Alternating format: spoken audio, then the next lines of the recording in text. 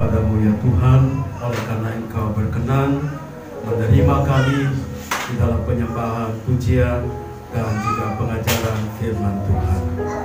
Terima kasih untuk Natal kedua ini kami boleh datang di tempat-Mu, dan kami rindu Tuhan mempersembahkan yang terbaik, yaitu tubuh, jiwa, dan roh kami kepada Tuhan, supaya Tuhan menyempurnakan sikap, tindakan, pikiran di dalam hidup kami, sehingga pada waktu kami tinggalkan tempat ini, pikiran kami dicerahkan, kehendak kami dicerahkan, dan juga niat kami pun dapat disesuaikan dengan maksud dan kehendak daripada Tuhan.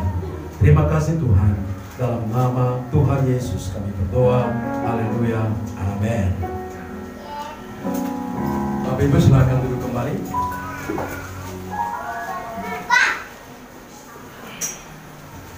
Selamat pagi Bapak Ibu dikasih Tuhan.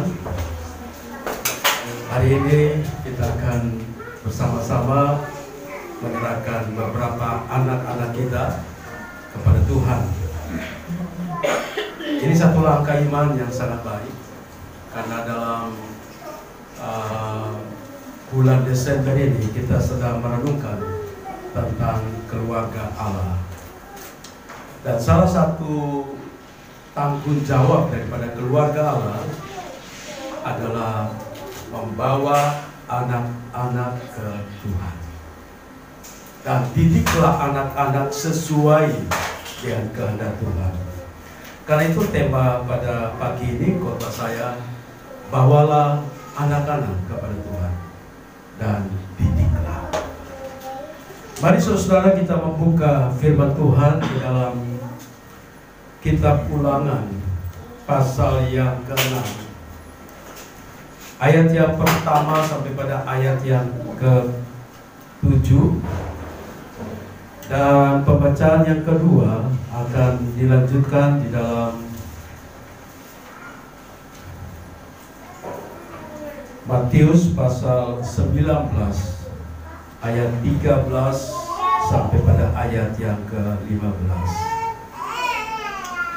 Mari kita membaca pembacaan pertama. Kasih kepada Allah adalah perintah yang utama. Inilah perintah, yakni ketetapan dan peraturan yang aku ajarkan kepadamu atas perintah Tuhan Allahmu, untuk dilakukan di negeri kemana kamu pergi untuk mendudukinya, supaya seumur hidupmu engkau dan anak cucumu takut akan Tuhan Allahmu, yang berpegang pada segala ketetapan dan perintahnya yang kusampaikan kepadamu, dan supaya lanjut hidupmu.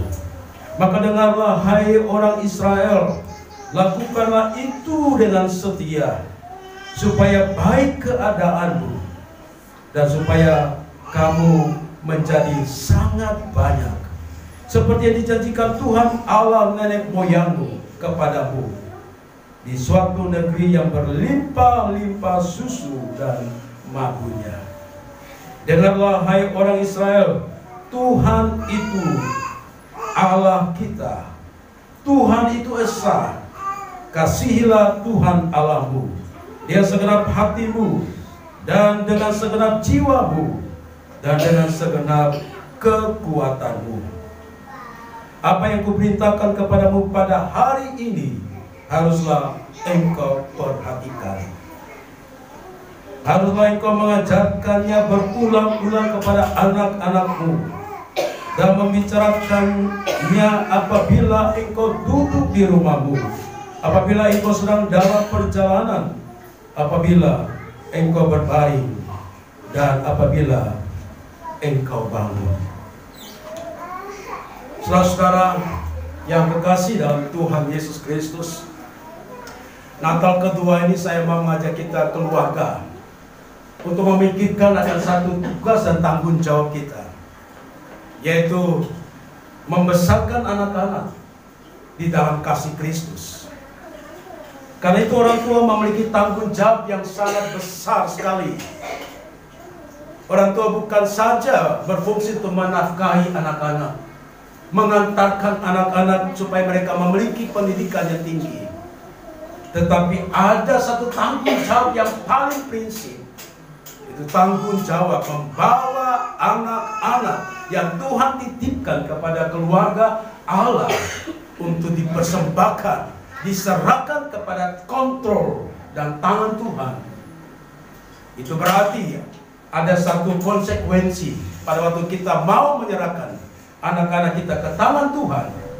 Itu berarti kita diikuti oleh satu tanggung jawab untuk bersedia mendidik, merawat, mendewasakan, bukan berdasarkan kepentingan dan visi saudara dalam keluarga, tapi berdasarkan kepentingan, kehendak, dan visi daripada Tuhan. Karena itu saudara-saudaraku, Allah memberikan kepada kita pengajaran yang sangat indah pada pagi ini.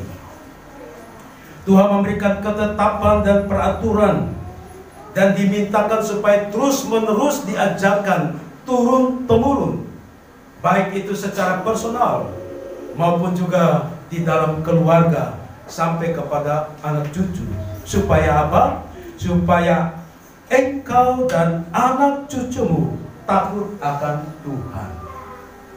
Itulah rencana dan desain Tuhan bagi keluarga-keluarga Allah, supaya bapak ibu, anak bapak ibu, cucu bapak ibu takut akan Tuhan. Itu desain Allah. Saudara tidak bisa melawan desain Allah di dalam keluarga Allah, dalam hidup saudara. Saudara mungkin membutakan mata, saudara mau menolak desain Allah, tetapi tidak bisa merubah itu adalah desain Allah di dalam satu rumah tangga Kristen, yaitu supaya bapak ibu, anak bapak ibu, cucu bapak ibu tetap takut akan Tuhan. Karena itu dikatakan oleh firman Allah yang begitu tegas, kasihilah Tuhan Allahmu. Hai orang Israel, Allah Tuhan itu Allah kita. Tuhan itu Esa. Ayat 5, kasihilah Tuhan Allahmu dengan segenap hatimu, dan dengan segenap jiwamu, dan dengan segenap kekuatanmu.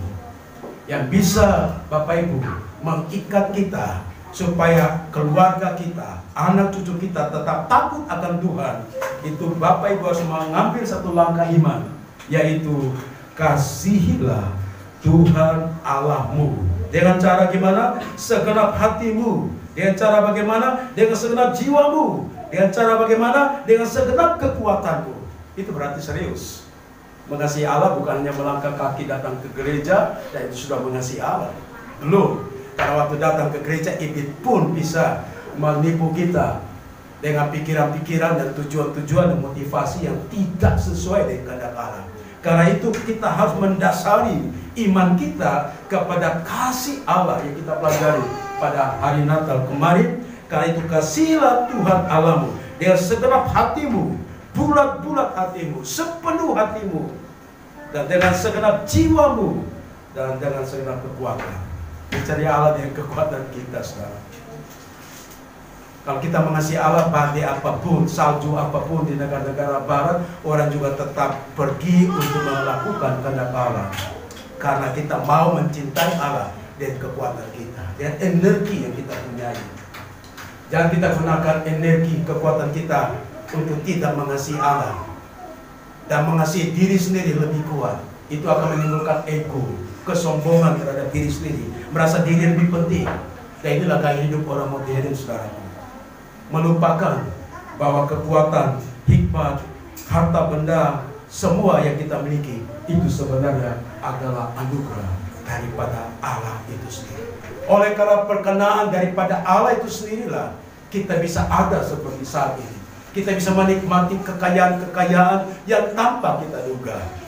Kita berasal lahir tidak memiliki apa-apa. Kita lahir telanjang. Kita tidak punya harta apa-apa.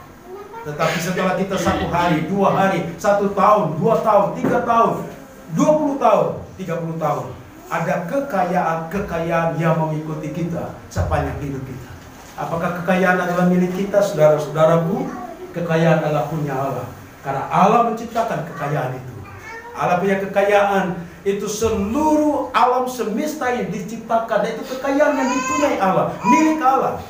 Karena itu kekayaan yang di bumi ini itu sebenarnya dititipkan Tuhan kepada kita, dan kita sebagai pengelola harta yang Allah titipkan kepada kita supaya kita mengolah dengan baik, bukan untuk membuat kita jatuh di dalam dosa dan melupakan Allah, tetapi itu membuat kita untuk terus menaikkan syukur kepada Tuhan dan mempersembahkan, mengembalikan kekayaan yang Tuhan titipkan kepada kita untuk membesarkan nama Allah dan juga untuk memperluas kerajaan Allah. Karena itu perintah yang sangat hakiki sekali, saudaraku. Kasihilah Tuhan Allahmu. Marilah kita mengasihi Tuhan Allah kita dengan segenap hati kita, dengan segenap jiwa kita, dan dengan segenap kekuatan kita. Apa yang kuperintahkan kepadamu pada hari ini haruslah diperhatikan sungguh-sungguh. Firman ini bukan saja kita mendengar, tapi kita simak dan kita minta pertolongan daripada Tuhan, supaya Tuhan memberikan kepada kita perintahnya begitu jelas, supaya segala akal budi kita yang terbatas ini, kita bisa menangkap akan firman, perintah daripada Tuhan ini. Perintah daripada Tuhan kita sudah tahu, tapi sulit sekali untuk kita melakukan, karena iblis tidak mau untuk kita melakukan perintah Tuhan. Karena iblis selalu berseberangan dengan Tuhan. Kalau kita berseberangan dengan keinginan Tuhan, itu berarti kita sedang berada di dalam kontrol daripada iblis. Karena itu lawanlah iblis. Apapun yang terjadi dalam hidup saudara, untuk tidak melakukan kehendak Allah, lawanlah iblis. Iblis itu seperti singa yang mengaum-ngaum. Nah, pada waktu kita lengah, dia akan menerkam kita dengan kekuatannya. Karena itu hidup kita sebagai orang Kristen itu adalah satu hidup yang penuh perjuangan. Kita berada dalam satu peperangan rohani. Karena itu sadarlah Bapak Ibu, apa yang kita lakukan hari ini, kita kuat iman, besok mungkin kita lemah iman, karena kita berada dalam arena peperangan. Saya berdoa berharap saudara-saudaraku, apapun yang terjadi, kita keluar sebagai pemenang di dalam setiap peperangan iman rohani kita. Tetap setia kepada Tuhan, tetap cinta kepada Tuhan dengan segenap hati, dengan segenap kekuatan dan segenap jiwa saudara. Karena itu tugas kita belum berhenti di situ. Tugas kita adalah bagaimana kita mengajarkan anak-anak kita. Ayat yang ke-7 berkata demikian, haruslah engkau mengajarkannya berulang-ulang kali kepada anak-anakmu. Bagaimana caranya? Itu membicarakannya apabila engkau duduk di rumahmu, apabila engkau sedang dalam perjalanan, dan apabila engkau berbaring, dan apabila engkau bangun. Artinya ini saudara-saudaraku, tanggung jawab sebagai keluarga Kristen, khususnya bapak-bapak, khususnya ibu-ibu. Anak adalah titipan Tuhan. Apa yang Bapak Ibu investasi kepada anak, itu akan berbuah bagi anak itu masa depan. Kalau Bapak Ibu menginvestasi hal yang negatif pada anak, jangan heran anak akan bertumbuh dengan kebiasaan hal-hal yang negatif dan yang buruk. Kalau Bapak Ibu menginvestasi anak tentang hal-hal yang kekekalan, hal-hal rohani, cinta pada Tuhan, itu satu investasi yang baik untuk masa depan anak-anak. Anak-anak akan dikontrol oleh sistem dunia. Tapi kalau Bapak Ibu terus menaruh nilai-nilai Alkitab dengan baik, Bapak Ibu mendoakannya, Bapak Ibu mengajak ke gereja, anak sudah memiliki satu budaya yang beda dengan budaya daripada anak-anak yang di luar Tuhan. Walaupun mereka akan bergaul dengan anak-anak di luar Tuhan, tetapi mereka sudah punya pertahanan diri. Karena itu bawalah anak-anakmu ke gereja, bawalah anak-anakmu hidup bersekutu dengan Tuhan, berdiam di dalam hadirat Tuhan. Itulah kunci di dalam kemenangan kita untuk mendidik, membesarkan anak-anak. Karena itu orang tua jangan hanya memikirkan diri sendiri, jangan memikirkan akan tanggung jawab Bapak Ibu untuk mencari uang saja. Uang bukan segala-galanya. Ada tugas sisi lain daripada orang tua. Selain memberi nafkah kepada anak dan istri, mereka juga bertanggung jawab untuk anak tersebut. Untuk anak itu kelak akan melahirkan cucu bagi Bapak Ibu. dan mereka harus mewariskan warisan ilahi, yaitu mereka harus takut akan Tuhan. Itu berat Bapak Ibu, itu berat. Saya menikahkan beberapa orang, dan beberapa orang hampir menuju kepada perceraian. Kami berusaha terus, jangan sampai bercerai, jangan bercerai. Karena kalau mereka bercerai, cucu atau anak mereka sudah menyimpang. Bapak Ibu, kita hidup bukan untuk hari ini, untuk kebesaran keluarga yang bahagia, tetapi kita akan mewariskan anak dan cucu warisan ilahi, seperti Allah mewariskan Abraham, memberikan anak kepada Abraham, anak yang melahirkan cucu bagi Abraham, dan akhirnya Abraham memiliki satu umat yang besar yang disebut dengan umat Israel. Umat Israel yang dilahirkan oleh Abraham itu kemudian mulai murtad dan tinggalkan Tuhan, bersinar dengan ilah-ilah lain. Karena itu Tuhan mengadopsi saudara dan saya, orang-orang yang bukan daging secara Israel, tetapi saudara-saudara diadopsi oleh Tuhan, oleh darah Tuhan Yesus, oleh putra Natal yang datang ke dalam dunia. Yang percaya kepada Dia, Dia jadikan saudara adalah umat kesayangannya. Dia merawat saudara seperti biji matanya, dan saudara menjadi umat kebanggaan Allah, lebih daripada umat kebanggaan Allah pada masa zaman Israel. Saudara lebih daripada orang Israel, karena saudara percaya kepada Tuhan Yesus. Dan kita katakan orang percaya kepada Tuhan Yesus ada di dalam satu kerajaan Allah. Dan Bapak Ibu lah anak-anak kerajaan Allah. Bapak Ibu diangkat oleh Allah untuk masuk di dalam satu kerajaan Allah. Dan Bapak Ibu di gereja, kita sedang berada di dalam satu komunitas rohani, yaitu komunitas anak-anak kerajaan Allah di muka bumi ini. Bapak Ibu dengan gereja A, Bapak Ibu dengan gereja B, Bapak Ibu dengan gereja C, kita semua adalah kumpulan daripada umat kerajaan Allah. Bapak Ibu adalah anak-anak kerajaan Allah, karena kerajaan Allah di mana Yesus yang memerintah. Gereja adalah bagian kecil daripada kerajaan Allah. Gereja memerintah, Tuhan memerintah, Tuhan Yesus memerintah ke seluruh gereja-gereja di muka bumi ini. Karena gereja-gereja seluruh bumi yang kita sebut kerajaan Allah. Karena itu hanya dua kerajaan saja secara rohani di dunia ini, yaitu kerajaan Allah dan kerajaan iblis.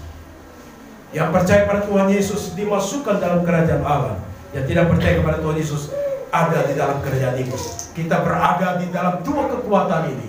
Dan Bapak Ibu pun adalah kerajaan Allah. Iblis juga bisa mengambil, mengeluarkan anak-anak kerajaan Allah, karena kita tidak kuat hidup di dalam menyesuaikan diri dengan keinginan-keinginan duniawi kita ini. Kita sudah adalah anak-anak kerajaan Allah, tetapi kebiasaan-kebiasaan daging membuat kita tersingkir daripada kerajaan Allah. Saya berdoa saudara-saudara. Kemarin teman saya pada tanggal 25 dimakamkan, Pendeta Emeritus Susar Krismala, mengakhiri pertandingan iman. Begitu banyak tantangan, tetapi ada mahkota kemuliaan yang Tuhan beri. Dia mempertahankan diri, hidup berkenan di dalam kerajaan Allah. Ada tawaran-tawaran dunia begitu kuat, tapi puji nama Tuhan bisa mengakhiri pertandingan yang baik. Saya berdoa, saya berharap Bapak Ibu, apapun yang terjadi, walaupun mungkin taruhan nyawa pun, saya mau juga saudara tetap setia pada Tuhan. Mahkota kemuliaan kerajaan Allah di bumi ini yang kita nikmati, ini akan kita nikmati secara nyata, secara real pada waktu kita di surga. Di dalam kemuliaan keluarga Allah bersama-sama dengan seluruh orang-orang yang percaya, baik yang sudah meninggal maupun yang kita akan pergi ke surga nanti dalam kekekalan. Karena itu saudara-saudaraku, Bapak Ibu yang hari ini menyerahkan anak-anaknya, Bapak Ibu mengasihi Tuhan. Bapak Ibu memiliki tanggung jawab untuk mengajarkan anak-anak. Jangan lemparkan tanggung jawab anak-anak didikan kepada guru-guru sekolah minggu. Mereka dipanggil Tuhan untuk mengajarkan berdasarkan lembaga yang dipercayakan, tetapi tidak mengambil alih tanggung jawab Bapak Ibu sebagai pengajar, sebagai pendidik untuk anak-anak. Bapak Ibu mendidik anak merokok, anak akan merokok. Bapak Ibu mengajak anak untuk minum keras, anak-anak akan minum keras, dan itu menjadi satu budaya dan akan sulit dia keluar dalam situasi itu pada waktu dia dewasa. Apa yang Bapak Ibu taburkan di dalam, mungkin Bapak Ibu tidak sadari, tetapi itu membekas pada anak, karena anak adalah peniru yang paling baik. Dia melakukan apa saja, melihat dan dia akan tiru. Bapak Ibu mungkin tidak tahu, pengajaran lisan daripada Bapak Ibu, dengan gerak tubuh Bapak Ibu, kata-kata Bapak Ibu direkam oleh anak, dan anak itu mengolah rekaman terhadap gaya hidup Bapak Ibu, dan dia akan melakukan itu. Dan itulah kita berhati-hati sekali dalam mendidik anak, supaya anak kita, cucu kita, dan seterus generasi kita takut akan Tuhan. Kita harus memberi warna nilai-nilai Alkitab. Kita harus memberkati, menyertai anak-anak, dan bersyukur. Kita lihat beberapa anak-anak, walaupun dalam situasi pandemi 2 tahun ini, mereka berada di gereja. Saya takut anak-anak datang ke gereja, tapi Bapak Ibu tidak takut bahwa anak-anak gereja. Dan Bapak Ibu lihat apa yang terjadi bagi anak-anak yang ada dalam gereja. Mereka memiliki kepercayaan diri, mereka bisa tampil, mereka bisa berdoa. Hari kemarin saya terharu, anak kecil mendoakan pendeta. Sesuatu yang luar biasa. Dan saya percaya bahwa Tuhan sedang memberkati dan mengangkat anak-anak seperti itu. Mereka sedang berada dalam kontrol Allah. Karena itu saudara-saudara, orang tua membawa anak-anaknya kepada Tuhan. Mereka serahkan kepada Tuhan. Di dalam Matius pasal 19 ayat yang ke-13 sampai ayat yang ke-15. Matius pasal 19 ayat 13 sampai ayat yang ke-15. Yesus memberkati anak-anak. Lalu orang membawa anak-anak kecil kepada Yesus, supaya ia meletakkan tangannya atas mereka dan mendoakannya. Akan tetapi murid-murid memarahi orang-orang itu. Tetapi Yesus berkata, biarkanlah anak-anak itu, jangan menghalang-halangi mereka datang kepadaku, sebab orang-orang seperti itulah yang punya kerajaan sorga. Lalu ia meletakkan tangannya atas mereka, dan kemudian ia berangkat dari situ. Tugas orang tua harus mengalami, mengasihi Allah dengan segenap jiwa kita, segenap kekuatan kita, segenap hati kita. Baru itu Bapak Ibu bisa mengajarkan anak-anak nilai-nilai Alkitab kepada anak-anak. Tetapi satu hal yang paling penting dalam pembacaan firman Tuhan ini adalah membawa anak-anak itu ke tangan Tuhan. Liturgi gereja kita adalah upacara penyerahan anak. Setelah anak-anak dewasa mengerti secara akal baik, merasakan hubungan yang baik dengan Tuhan karena mereka telah diserahkan pada masa kecil, telah didoakan, maka kami percaya bahwa Roh Kudus sudah menolong, menuntun anak itu menuju kepada satu titik di mana secara pribadi dia akan bertemu dengan Tuhan. Dia akan berkata, Tuhan adalah Tuhanku. Bukan dia akan berkata, Tuhan adalah Tuhan ayahku. Karena pertemuan dengan Tuhan adalah pertemuan pribadi. Bapak Ibu percaya pada Tuhan, belum tentu anakmu percaya pada Tuhan. Karena itu pada waktu anak diserahkan, tugas tanggung jawab diberikan kepada orang tua untuk mendidik dia, untuk merawat dia, membiasakan dia untuk sesuai dengan talenta dia berada di gereja Tuhan. Karena itu pada waktu Bapak Ibu datang di tempat ini dan akan menyerahkan anak-anak Bapak Ibu bersediakah Bapak Ibu mendidik, membesarkan anak-anak ini bukan berdasarkan visi Bapak Ibu, tetapi berdasarkan kehendak daripada Tuhan, supaya anak-anak mengasihi Tuhan dengan segenap jiwa, segenap hati, dan segenap kekuatannya. Sehingga Bapak Ibu terus diminta, apakah Bapak Ibu bersedia untuk mendidik anak-anak ini? Dan itu adalah satu materi pengakuan Bapak Ibu untuk membawa anak ini dan kekuatan talenta rohani yang Bapak Ibu miliki, sehingga pengaruh rohani pada Bapak Ibu akan mengantarkan anak ini satu hari kelak dia akan bertemu dengan Tuhan secara pribadi, dan dia bisa melihat Tuhan dan dia berkata, Tuhan, aku berdosa, tetapi sekarang saya telah melihat pengampunan dari Tuhan, dan saya meminta Tuhan mengkuduskan saya. Saya minta Tuhan supaya Tuhan ampuni dosa saya. Anak kecil berdosa. Mungkin Bapak Ibu tidak tahu, karena dalam pikiran anak kecil Bapak Ibu tidak bisa membaca pikiran anak kecil. Hati motivasi anak kecil Bapak Ibu tidak tahu, tapi Tuhan tahu. Pada waktu anak itu Bapak Ibu doakan, dia sensitif terhadap dosa, dan kemudian sensitif dengan dosa, dia akan bertemu dengan Tuhan satu hari kelak. Dan dia berkata, Tuhan, aku motivasi tidak benar, hatiku tidak benar Tuhan, aku masih berdosa, aku selalu melukai teman yang lain. Dia akan bertemu dengan Tuhan, dan dia berkata, Tuhan, aku berdosa. Bapak Ibu yang mendoakan anak-anak, menyerahkan anak, Bapak Ibu sebagai pengantar anak-anak supaya anak-anak bisa bertemu dengan Tuhan. Dalam teologi John Wesley, bahwa ada anugerah yang mendahului sebelum seseorang itu bertemu dengan Tuhan. Roh Kudus bekerja kepada orang-orang yang belum orang-orang yang hidup dalam dosa. Roh Kudus diberi untuk menggugah hati orang. Roh Kudus datang untuk menegur seseorang supaya pada waktu orang itu diantar oleh Roh Kudus untuk bertemu dengan Tuhan, sehingga dia bisa tahu bahwa aku orang berdosa. Saudara, pengarang lagu sangat besar anugerahmu, John Newton, seorang pendosa yang besar, seorang pelaut yang sangat melakukan banyak kejahatan. Tapi pada waktu dia bertemu dengan Tuhan secara pribadi, dia tahu aku kotor, aku najis, tapi Tuhan kudus. Dan dia meninggalkan semua kenajian dan kekotorannya, dan dia menaruh semua, ketaklukan diri untuk menerima Yesus sebagai Tuhan dan Juru Selamat. Dan dia berkata, sangat besar anugerah. Dan lagu itu menjadi lagu populer sampai pada saat ini. Bapak Ibu mungkin kenal juga dengan Abraham Lincoln, Presiden Amerika. Itu berada dalam keadaan tidak terlalu kaya, tetapi ibunya seorang beriman. Ibunya selalu mendoakan Abraham Lincoln. Dia terus berdoa, terus berdoa, karena dia tahu tanggung jawab dia untuk mengantar anak ini supaya Abraham Lincoln satu hari kelak bertemu dengan Tuhan. Dan dia hanya berdoa sebagai orang yang bertanggung jawab pada Tuhan, karena dia ada keluarga Allah. Dan pada waktu dia mau meninggal, dia serahkan Alkitab kepada Abraham Lincoln, dan dia memberi Alkitab. Dan Bapak Ibu tahu apa karya Abraham Lincoln untuk Amerika? Orang yang sangat dihargai, dihormati selain Tuhan Yesus. Bukan Amerika sekarang ya, Amerika sudah bergeser sekarang. Tapi dalam sejarah, orang Amerika selalu mengagungkan Abraham Lincoln. Tetapi sebelum Abraham Lincoln diagungkan, itu Yesus Kristus nomor satu. Bapak Ibu juga melihat di dolar daripada Amerika juga pun menyatakan hal seperti itu. Saudara-saudaraku, Bapak Ibu menyerahkan hari ini, bukan itu gereja, dan Bapak Ibu datang pada Tuhan dan minta supaya Tuhan memberi kekuatan bagi Bapak Ibu untuk mentitipkan besarkan anak-anak dengan hikmat Tuhan. Dan kekuatan sendiri pasti tidak mungkin.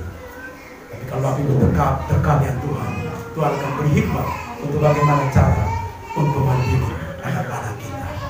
Karena itu pada waktu Bapak Ibu datang pada Tuhan, menyerahkan anak-anak, itu yang pertama adalah Bapak Ibu mengakui bahwa anak ini saya kontrol, saya beri kontrol penuh kepada Tuhan. Memang saya orang tua, saya kontrol mendidik anak itu, tapi kontrol Bapak Ibu terbatas. Karena itu pada waktu Bapak Ibu serahkan anak pada Tuhan, Tuhan anak ini saya serahkan ke kontrol Tuhan. Masa depannya, rohaninya, Tuhan penuhi dia dengan kuasa-Mu. Dan aku juga pada waktu itu ambil tanggung jawab, ikut kehendak Tuhan untuk supaya saya bisa merawat anak ini, bukan dengan gayaku, dengan keinginanku, dengan visi misiku, tetapi aku lakukan itu berdasarkan kehendak Tuhan. Karena itu Bapak Ibu akan menerima tanggung jawab untuk membesarkan anak-anak itu sesuai dengan kehendak dan rencana daripada Tuhan. Bapak Ibu menyerahkan anak kepada Tuhan, itu bahwa Tuhan berdaulat penuh atas anak tersebut, dan Bapak Ibu bekerja di dalam mengurus anak itu, dan Tuhan titipkan kepada Bapak Ibu untuk mendewasakan anak itu sesuai dengan Tuhan. Samuel dibawa kepada bait Allah pada masa kecil. Orang Israel pada waktu 6 tahun 8 hari itu juga mereka harus juga diserah kepada Tuhan, dan usia 33 hari dan mereka serahkan pada Tuhan dan juga disunat. Demikian Bapak Ibu, saya berdoa dan berharap biar Natal kedua itu Bapak Ibu yang akan menyerahkan anak-anaknya, lakukanlah dengan ibu. Karena yang pertama Bapak Ibu serahkan anak ini ke dalam penguasaan Tuhan. Yang kedua Bapak Ibu dipercayakan untuk mendidik membesarkan anak ini. Dan yang ketiga, anak ini akan diberkati oleh Tuhan. Karena mereka membawa anak-anak kepada Tuhan, dan Tuhan meletakkan tangan di atas anak-anak itu. Tuhan kontrol anak itu mulai hari ini, besok seterusnya, sampai pada masa depannya Tuhan akan kontrol dia. Tetapi ada orang-orang yang berkeberatan, tetapi Tuhan tidak peduli orang berkeberatan untuk menyerahkan anaknya. Tuhan berkata, biarkanlah anak-anak itu Jangan menghalang-halangi mereka untuk datang kepadaku, sebab orang-orang seperti itulah yang mempunyai kerajaan Allah. Tuhan Yesus memberkati kita sekalian. Shalom.